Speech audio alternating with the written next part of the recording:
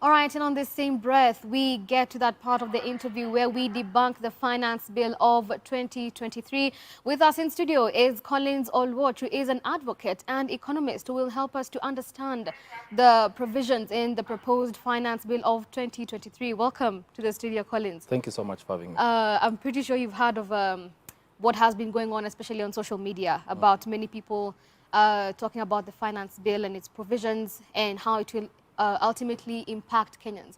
Yeah. And first of all, considering the story we have just had right now about the housing levy, the 3% contribution, many Kenyans are now saying that that's irrelevant to them. Many people are not, what if they don't want to own a house? What would you say about that? One, thank you so much for having me. Allow me to, before jumping into the 3% housing fund, to just give a background on the Finance Bill 2023. It's a bill that seeks to introduce taxes for various sectors of the government. Before reading the budget, the government sets to see how they raise revenue, and they normally do that through finance acts. So that is the introduction through the finance bill. There's been a lot of debate. Been a public debate on the issue of the finance bill 2023, and their attention has been drawn to specifically the 3% housing levy. But for me, it's looking at the whole bill holistically. Article 201 of the Constitution talks about public finance, and it says that public finance is supposed to be equitable and efficient. But if you look at the tenets, or rather what has been contained in the finance bill, it beats logic. But this is really a test for the National Assembly to see, because the Article 201 all through to 209 talks about, part of it talks about inclusivity of people, rather public participation, insofar as attaining the equality and equity is concerned and efficiency is concerned in the finance bill. So people have been called public sector, people have been called to give their views insofar as the finance bill is concerned. So it'd be interesting to see what threshold does the National Assembly take with regards to considering the bill? Are they going to take the consideration, or rather the views of the people into consideration when they're going to be voting for the bill? Coming back to your question on the 3% housing levy, we are coming from a period where the government, or rather Kenyans, have been saddled with a lot of taxation. There's been an economic crisis. Yeah. And the government has introduced a 3% tax that they are going to tax employees, the public sector, together with employers and employees. Employers are going to make a contribution, same to the employees. But no one understands this, right from government. Because you see, matters to do with housing are supposed to be fronted by the National Housing Corporation. But who is fronting the idea of 3% housing levy? You hear the president talking about it. You hear leader of majority talking about it. You hear David Ndii, the economist, the people who sit in the Economic Council, tweeting about it, not talking about it. You hear the PS. So it has been fronted by the ministry as opposed to NHC. And to me, I think the housing levy is it's not a government idea. It's an idea by vendors. Rather, there are people who've owned this, they want to cash out of it, and then they've given it to the government. So the government is selling something that is not understanding. Why do I say so? The civil servants, or people who are paying tax, employees who stay in Mandera. The government has said part of what they want to attain with the housing levy is to see to it that they give job opportunities and also to reduce the slums, to grant people affordable housing. It's a beautiful idea to give people affordable housing, but the way they're going through it is not realistic. So someone in Mandera who is going to be deducted 3%, where is their house going to be constructed? Is it going to be constructed in Mandera or Nairobi or Kisumu? So are you telling them that once their house has been constructed, they have to move to Kisumu? What is the, and that's why I was introducing the issue of efficiency and equity insofar as, and equality insofar as attaining this tax bill is concerned. Two is, what are the modalities? Have you mapped up how many employees are there? Have you mapped up how long are you going to take? How many houses are going to be constructed? Which are the places you're going to construct the houses? If you're talking about job creations, who are the people what is the ratio of the people who are going to be employed for this? What is the need?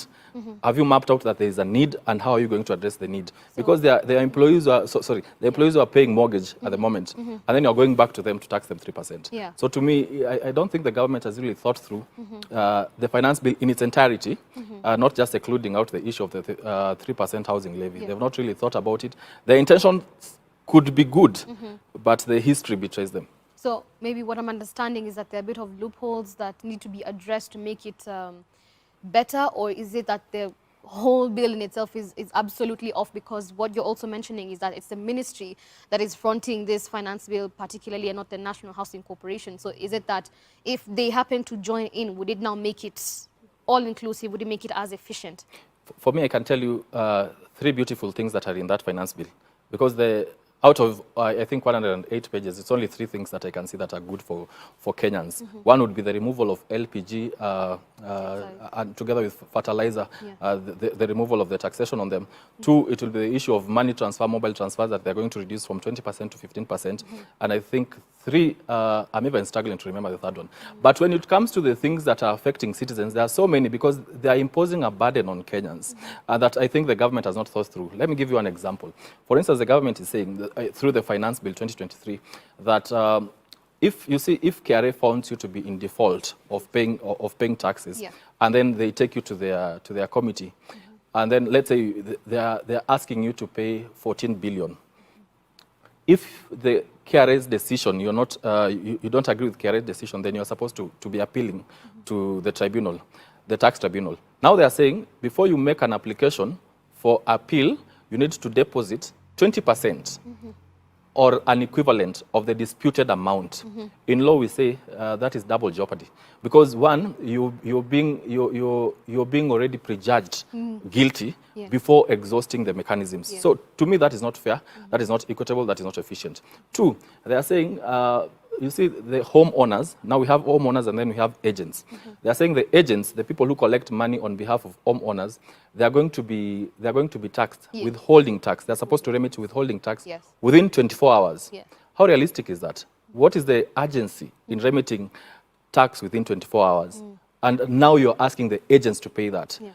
For me, I don't think the government has really thought through the implication of the finance bill, and I would want to see how members of parliament react to this. You know, at the end of the day, people really complain to the president, and they have even nicknamed him to be Zakayo because of imposition of taxes. But to me, I think the people who should be labeled that name are the members of parliament, because at the end of the day, finance bill is going to go to parliament, and now the house, as you've seen it, one wing is sort of stooges of the government.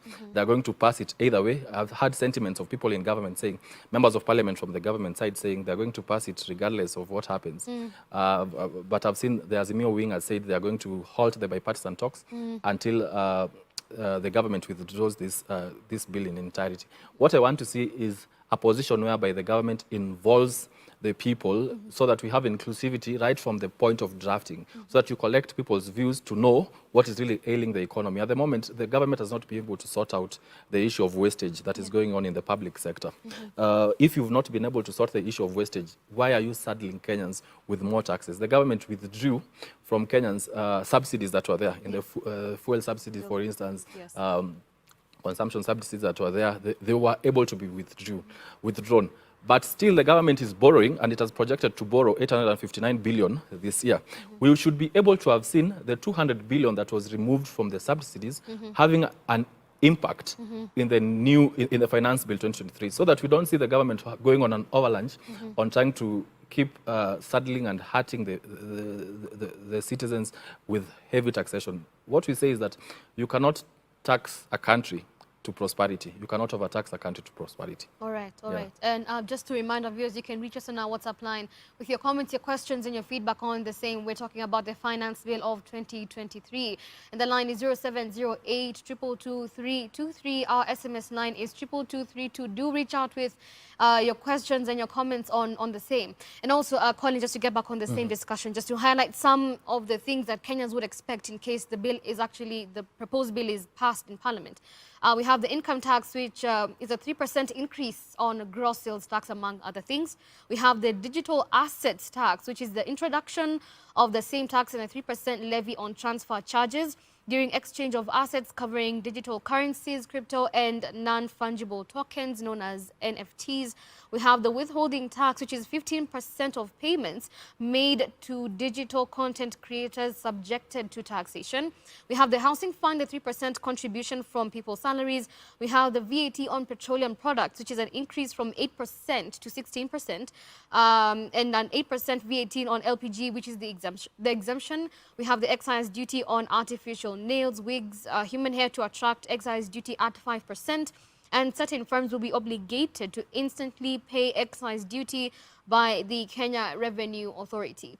And touching on exactly what you have just said, we have digital content creators who the media, for example, has come out to defend this kind of taxation, saying it is going to discourage more young people from getting into this industry, if I can call it that way, because if they're seeing that 15% of the payment that was to be made by maybe an advertising agency is now going to go to the government. So would that be, what would that look like for content creators who would like to join this industry in the future and now, if it is proposed?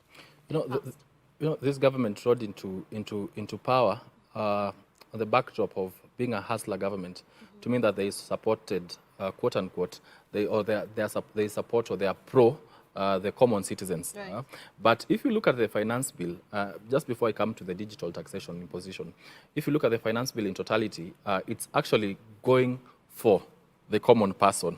It's really hurting the common person more. The beneficiaries of it, if there are any, I think they are the unemployed, because then most of those taxes are being lumped up on people who are employed and all that. For instance, the women in chamas, they're talking about chamas or circles or people who come together in associations for purposes of, you come together in an association or in a chama for purposes of putting money together or doing a merry-go-round as you know it, or you can do an investment. Now the government is going to tax those people.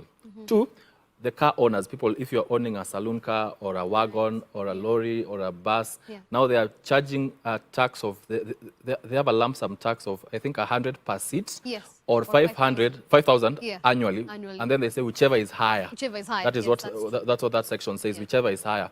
So if you do your calculations, why would you charge for a passenger who is not using the vehicle? Finally, and I've seen today the Media Council, they were making their presentation in Parliament insofar as the finance bill is concerned, and they were lamenting about the issue of, beyond even the housing fund, because they are equally employers. They're talking about the issue of digital content creators and to the issue of advertising, because now there's been an imposition of taxation on people who are doing betting, alcohol manufacturers, and I think cigarette manufacturers. So if you are running an advertisement, now they have imposed a taxation on those people, the media people, that they have to pay a tax for that, for running those adverts, or for revenues that they've collected, and then for betting companies, they have to be taxed on the monies that they put out there for people to win. We call it waging, the fee that has been set for the waging. They have to tax it. For digital content creators, the digital tax, it's a new concept that came, I think, in 2021. But people are yet to catch a grasp of it, yet to understand it, and yet to run with it. Because digital content creation, it's an economy that is still blooming in Kenya as it is right now. And that's why you see a lot of people posting paid partnership with this and this. Now the government is saying, if you're going to post to us that this is a paid partnership with so and so, then you're going to come after you and you're going to tax you. If there are any royalties that you're going to make in your digital content creation, then the government is going to impose taxation on it. And so you're wondering, people who they never had a niche, now that they've had to force themselves into the internet spectrum, the government is yet to, we're just coming from the backdrop of having enacted the Data Protection Act. We're here to really test the Data Protection Act to see if there are still loopholes that exist in the digital space, so that the government can come and see how to equally tax it. So I want to really look at how the government first is going to register the digital content creators. Before you go for someone, you have to have registered those people. KRA has for the longest time been unable to realize its revenues, not just because of the modalities that they do it, because it's extraneous for Mama Mboga, for instance, to log online and to fill returns. A lot of people are always going to fill nil returns. And so they've been unable to simplify the filing of taxes so that they are able to realize the revenue. Yeah. So I want to see how they're going to identify this new market stream, which is the digital content creation market stream, so that they are able to tax it. I think it's going to be a lot of chaos insofar as that is concerned, because if today I post that I do interviews, for instance, I post that I appear on Hope TV and I do interviews, and part of it is I'm an advocate, because I'm selling myself. I'm an advocate, I'm an economist, like that. Am I able now to, are we going now to say that I'm a digital content creator, or I say now I'm an influencer because of coming here every time? Now I've attracted a following, and now from my following, I can tell people, oh, if you want to watch the best news, you can go to Hope TV. So are you going to tax me because of that? Because I'm influencing people in a certain direction, and I fall in the spectrum of being a digital content creator. Then how do you come to first realize the people in that bracket? How do you then impose that taxation on that network? I think it's going to be a little chaotic, but I think the government is going really to hammer the media, people in the media, because they are known. The advertisements that they run, they are known. So the government has to ensure that before you run your advertisement, you have to pay first. And considering the president just recently, when he went to file his own returns at KRA, mentioned there's a big technology gap in the taxman system. So it means it's going to be a bigger problem, as if that's what you're saying. It's going to be a bigger problem to now go after the digital sea if they're going to come after creators. And the president never helped it, because he went personally to fill returns at KRA, and it's done online. So if you're complaining about the technology, you should be able to do it and demonstrate when you're doing that at State House. Not to walk to KRA times towers, because Kenyans are not going to walk there. Filling tax is done online. But I hoped when he went there, if you wanted to sensitize people on filling taxes, I hoped to see that he would have given amnesty for people to come out, the people who are defaulters. He would have pardoned people who have been defaulters, so that to give them a new list for them to start over.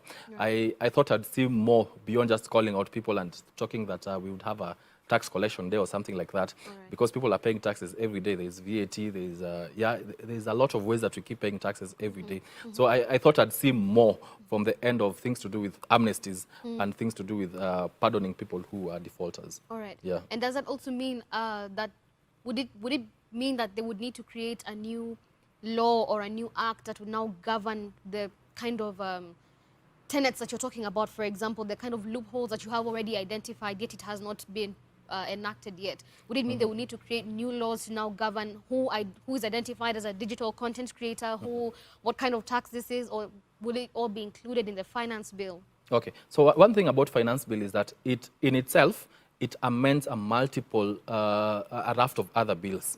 So, for instance, we have the Income Tax Act that, for instance, for the longest time we've had VAT as this, or we've had income tax as this. So the new finance bill proposing an increase in income tax has to amend the Income Tax Act, for instance. Now you see, so we have a raft of other acts that the finance bill in itself, the effect that is being passed ultimately amends those acts. For instance, the issue of housing, the introduction of 3% housing tax is going to directly affect the Income Tax Act, you see. So we don't have to pass new legislation, but there are new novelties that are being proposed. I think, for instance, there was this thing about blood, I think something about racers, that they are proposing to impose taxation on the racers that you're contributing. So I think after donated blood, I think, and then there is being sold the racers, they're calling it racers, that they have to impose taxation on that. So for the new nonsense that have not been there before, I think out of it, resultantly, there are going to be legislation out of it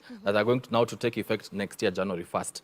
But the ones that are currently there, like the finance bill as it is at the moment, it seeks to amend a lot of existing legislations that are touching on taxation and levies. All right. And also diving to the same, we've already seen, as you had also earlier mentioned, that the majority leader in the National Assembly, Kimani Ichung'wah, had already, I don't know if I can say hinted or said that he has already been sort of pushed to already pass the finance bill. So does that put risk for Kenyans that even though there's public participation, it means that it's not going to result in anything? Or does that mean there's still a possibility that it could not pass because of course, you have the opposition and you have members of parliament who still do not agree, and countrywide officials, government officials, Kenyans at large, do not really propose or accept or assent to the finance bill?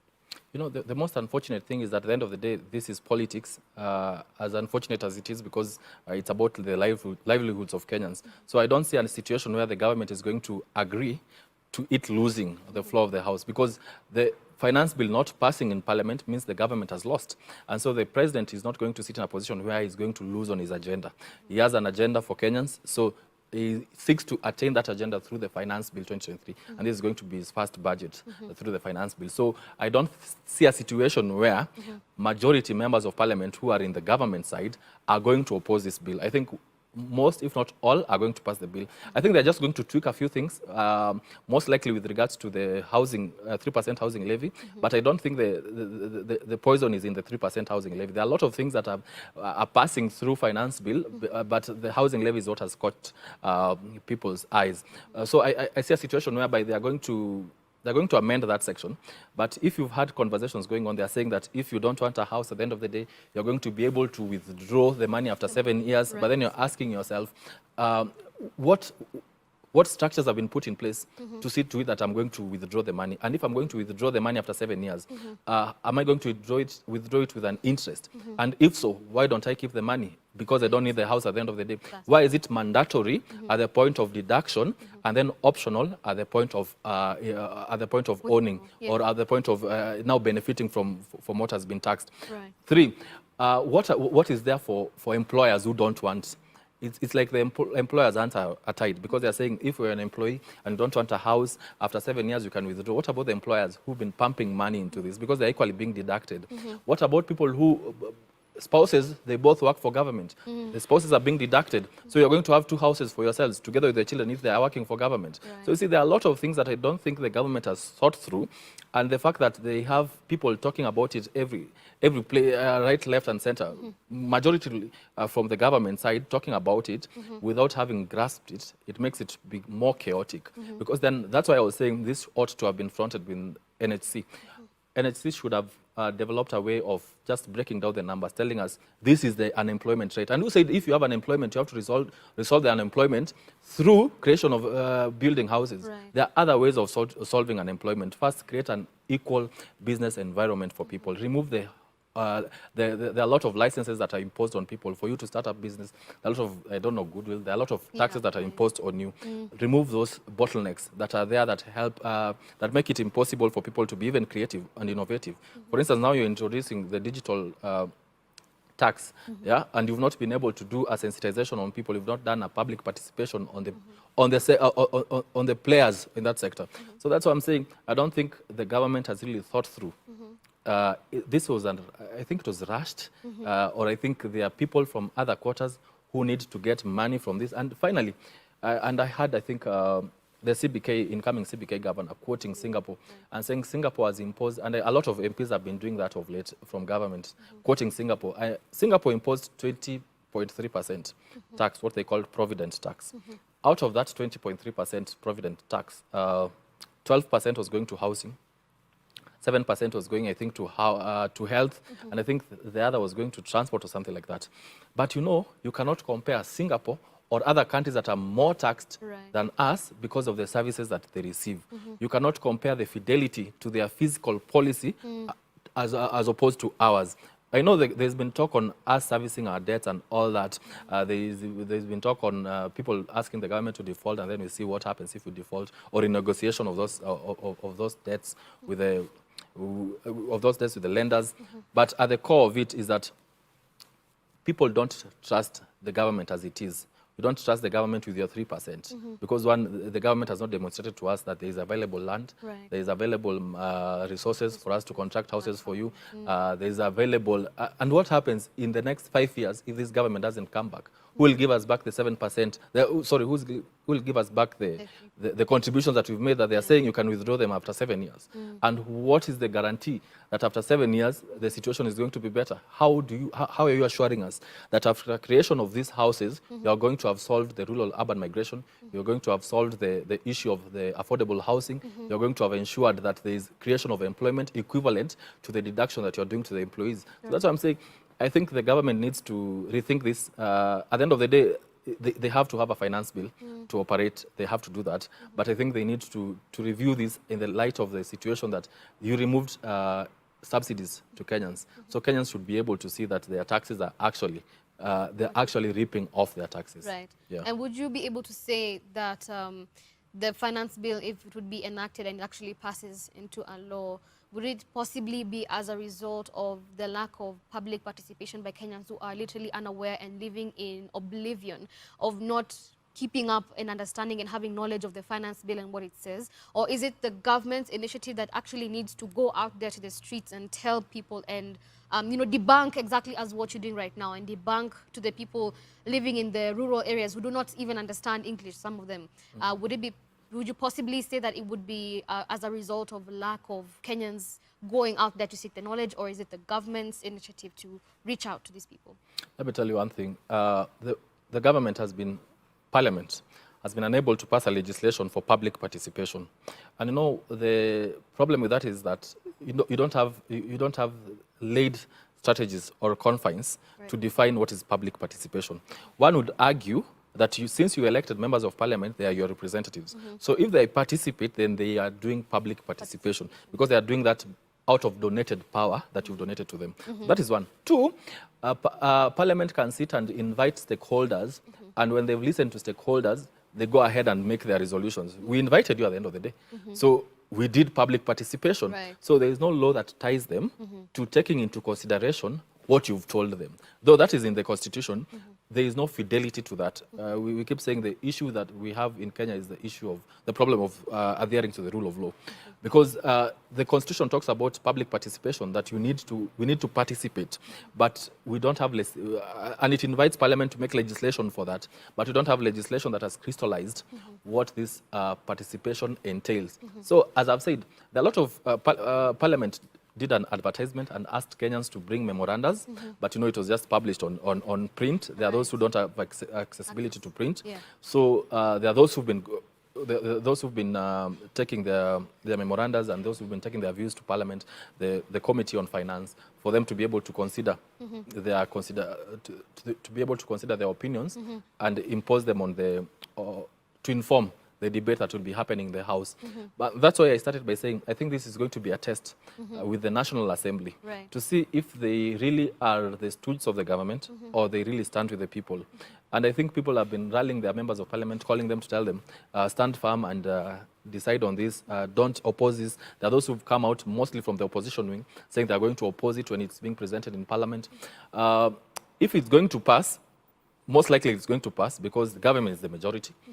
If it's going to pass, I see a situation where people would run to court, mostly on the issue of the 3% housing levy, and court is likely going to halt its implementation with regards to public participation. Right. But I think Parliament in its wisdom is going to make sure that it has cleaned the process so that it's not mad with controversy with regards to kicking off. Because you remember, during the tenure of Uhuru Kenyatta, he had introduced a housing levy. Yeah. But then people went to court, and court was able to halt that process and able to stop it. Right. Another time, I think the president then, Uhuru Kenyatta, was proposing increase in income tax and increase in, I think, pay.